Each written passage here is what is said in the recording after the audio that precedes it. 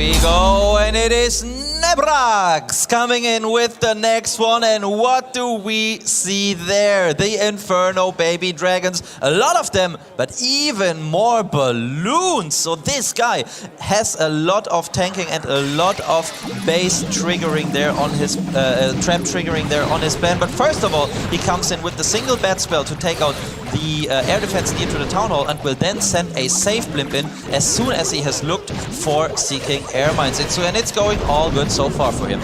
That's right, and one big question might be for all of the viewers at home, he's doing an air attack, Maxi, so why is there skeleton spells in his army composition? Well, the skeletons, that's why Itsu is asking this question, they are staying on the ground, so they can only tank ground, mostly tank ground defenses, you should think. But they are on the same time, they can tank the air and ground targeting defenses, like the Air Expo we can see here in the center of the base next to the Royal Champion, and like the Archer Tower, like the Bogey Tower. And there he comes in, NEBRAX. Let's talk about how these Inferno Dragons go through there. And what I also like is the CC. It's very good for the attacker because it was a damaged CC. No Lava Hound that could be lured out by the heroes. And so far, there seem like there are even more than 14 baby dragons. So what is he doing? Has he had a clone spell? Not really, but a lot of the Inferno Dragons are still alive. The question, though, is always with the core. The first Black Mines and Red Mines are coming up and hitting those Inferno Dragons hard. Look at the freeze! The freeze is there. Getting that scatter on the back end is clutch. Yeah. But the thing now is with this one big compartment left where the king is staying inside. If this king is going down, this is looking incredible, but this king has to go down. Yeah, absolutely, but look at NEBRAX's king. He knows exactly what to do. He goes in for the king, but the enemy king just stays on the outside, and this is looking good. The power of the heroes, and we can already hear Tribe shouting, the fans shouting, and I love the atmosphere in this stadium. Everyone is really feeling their attacks, the attacks that are happening, and NEBRAX definitely felt the power of the Inferno Dragons on this one, and he had the right gut feeling there. Yeah.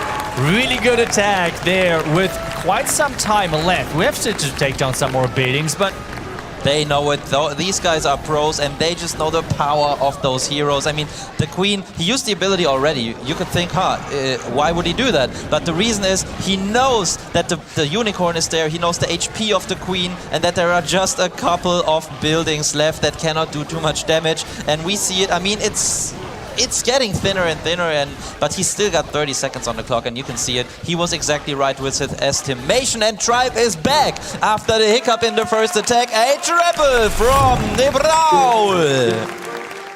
Right there, up next, and exactly NEBRAX is coming in, and he's not going with Inferno Dragons, or Dragon Riders. Instead, he is coming in with something similar to what we have just seen.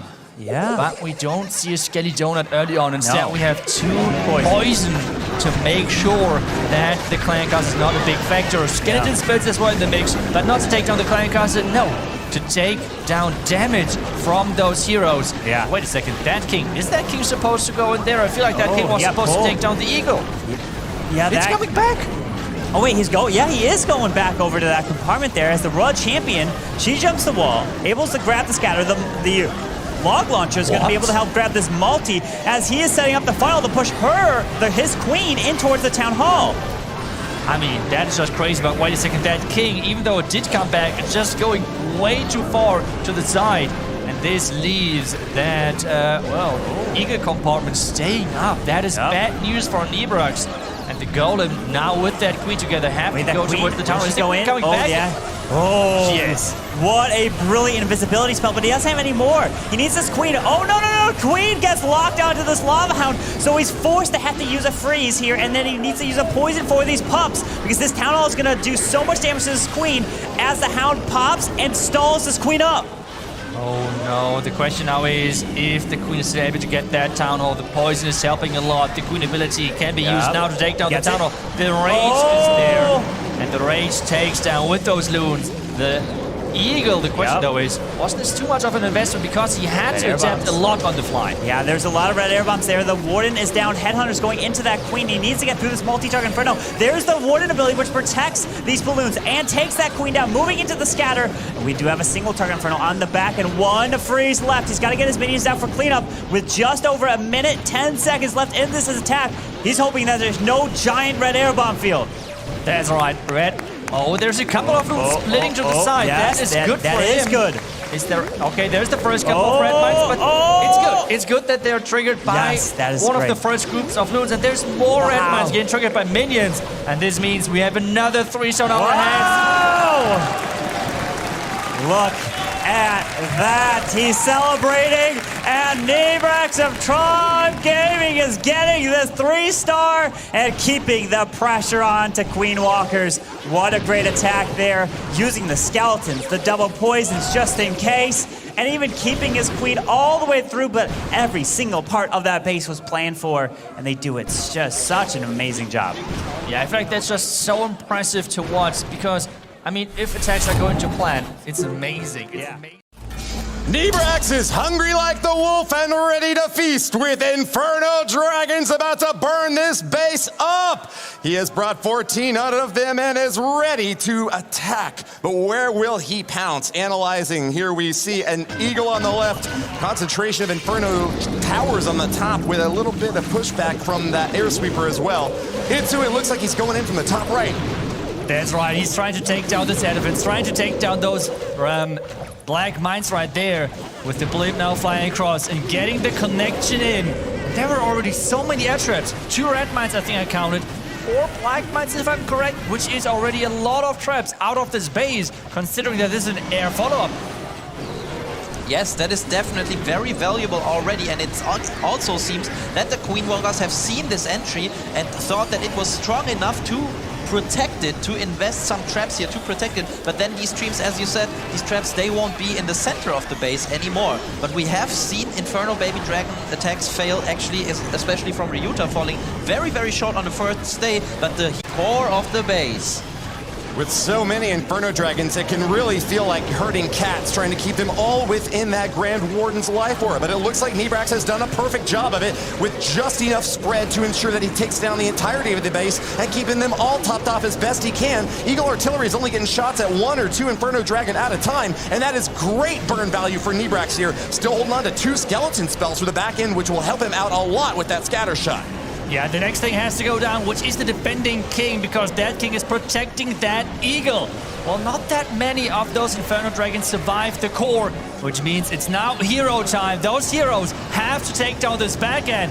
It does look quite scary, but he has the Royal Champion still left to place. He does, and he has the Warden as well in the mix. In fact, the Warden plus the Owl were able to take out the enemy Queen already. Now double Skellies deployed to distract the defenses. Wow, and we see double Giant Bombs and double Skelly Traps. Will it be enough, Woody? 2 abilities still have to use. The Archer Queen and Royal Champion making a stab at the bottom corner. They are taking down that scatter shot, even though there are big traps. Giant Bomb, Skeleton stopping him, but a toss of that shield is all he needs. NEBRAX making his way to the last defenses as the crowd starts to stare in awe. This world champion aspirant might have a shot. 40 seconds left, and it looks like he is gonna take it all down, Itsu. Everything is relying on this Queen, and he is cheering. He is hyped. The audience is as well. And with that ability, he is going to collect the first 3-star of this match. Queen and Archers are going to be enough to take down the last couple of buildings. And we know, normally the strategy is quite quick, but there's only 15 seconds left, but it's going to be enough to take down the first base. Congratulations. NEBRAX so perfect so far with 3 stars all across the board. He is going to be going in with, what is that? A mass E-drag attack, something that we've very rarely seen at this stage. Gets lots of value when it can chain lightning onto multiple different targets. Carbon, what are you looking at? Well, I see the biggest thing with the Baby Dragon on the outside wanting to set up a funnel for these E-Dragons.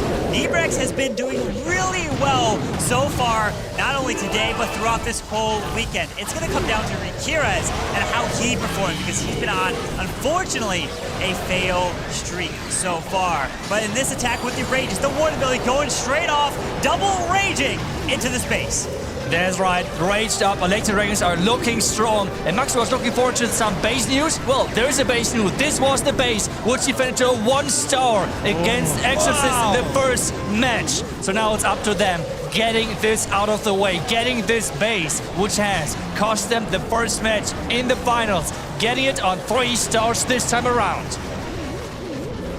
Archqueen in the center is going to start firing away at these Electro Dragons, but they get zapped down, unalived, unceremoniously. The Inferno Towers, though, are starting to heat up and burning apart this poor battle flip, but right over the Town Hall it goes. The loons pop out and will path on inward for Supreme Destruction, grabs the 2nd star, as NEBRAX is going to have to rely on these heroes to try to circle around. He's moving his way around. The Royal Champion is going to target the scatter shot as the Royal Champion's making her way in. The freeze comes down. The double, the second, all 3 skeleton spells coming right up, or the Skelly traps, trying to stop these heroes into the section, but another spell coming through. Freeze. But he needs to somehow figure a way to take out that single target Inferno.